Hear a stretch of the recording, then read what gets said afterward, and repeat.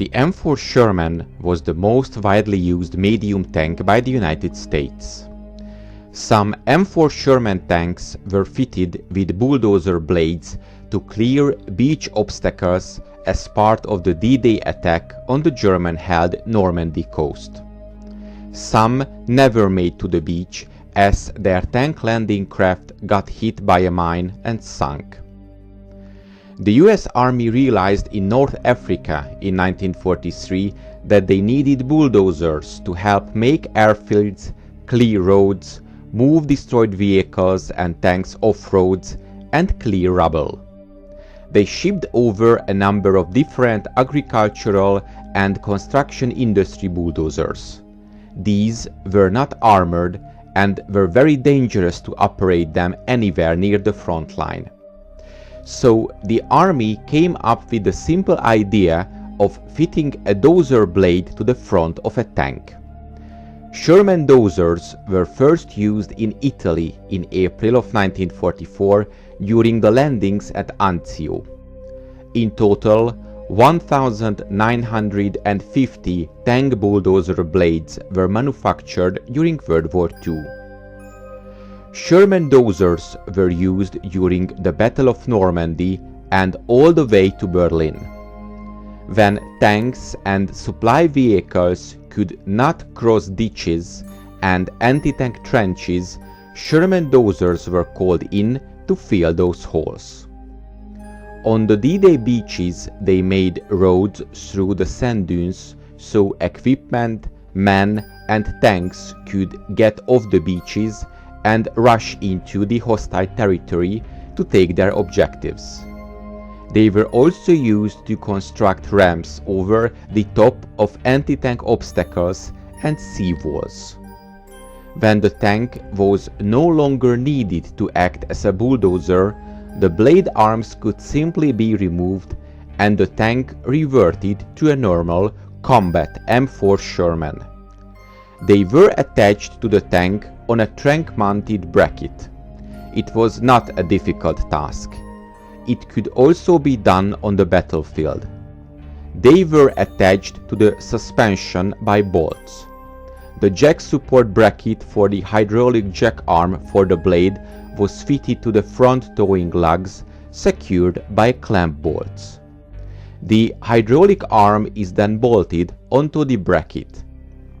Hydraulic pressure for the jack is supplied by the oil pump that is powered by the tank's engine. An electric power line runs from the tank's front headlight to the pump. The oil supply unit, control unit, and pump is mounted directly over the gearbox case inside the tank. A simple metal plate attached to the track suspension held by the dozer blade in place. To protect the hydraulic setup from small arms fire, an armored cover is bolted on. The raising and lowering of the blade can be controlled from inside the tank. The blade can also be removed in emergencies.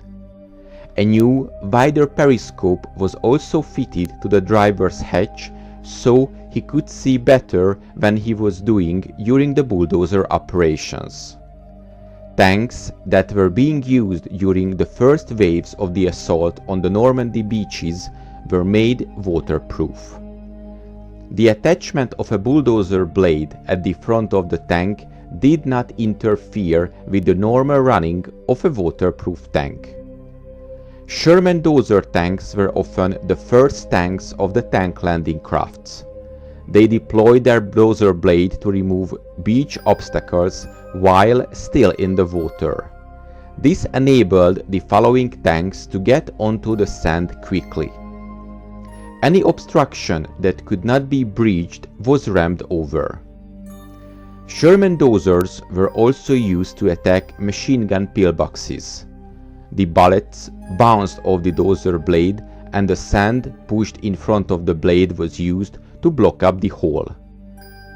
The concept of the Sherman Tank Dozer survived the Second World War.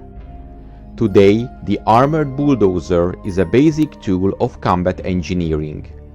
These combat engineering vehicles combine the earth-moving capabilities of the bulldozer with armor which protects the vehicle and its operator in or near combat. Most are civilian bulldozers modified by addition of vehicle armor and military equipment, but some are tanks stripped of armament and fitted with dozer blades. Some tanks have bulldozer blades while retaining their armament, but this does not make them armored bulldozers as such, because combat remains their primary role, earth moving is a secondary task. Modern armored bulldozers are often based on the Caterpillar D7 and D9. The attributes that make the D9 popular for major construction projects makes it desirable for military application as well. It has been particularly effective for the Israel Defense Forces and for the United States Armed Forces, the Marine Corps and the US Army, and the Canadian Army in Iraq, both using an armor kit developed and manufactured by Israel. Following the success of the armored D9 Caterpillar, started manufacture to sell armored bulldozers mainly for the United States Armed Forces.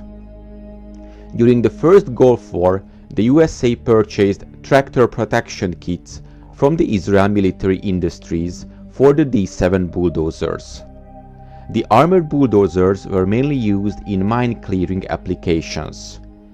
During the preparation to the war in Iraq in 2003, the United States Army purchased several D9 armor kits from the IDF and used them to produce similarly fortified D9s.